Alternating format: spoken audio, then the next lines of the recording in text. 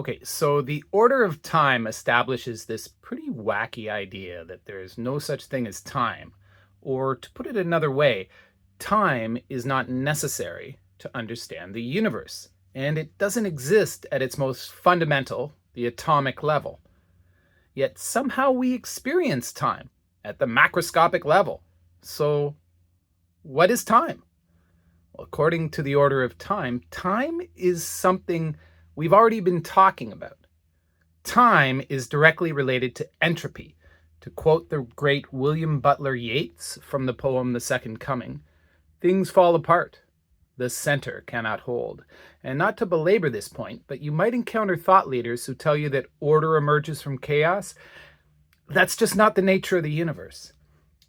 Entropy, or the tendency of things to fall apart, also known as the second law of thermodynamics, is a fundamental law of the universe, and it establishes what is known as the arrow of time. What's the arrow of time? It's how we perceive the sequences of events at a macroscopic level. So at the atomic level, things are happening. Entropy, energy transformations. And as energy transforms from one form to another, at the microscopic level, we experience entropy at the macroscopic, that's the multi-atomic level.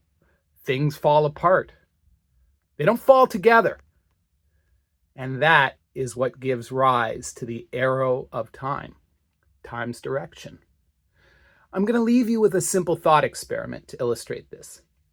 Now, imagine you see a glass smashed on the ground by the kitchen counter. It would be easy for you to reconstruct the story of how that glass got there. The glass falling, the glass shattering.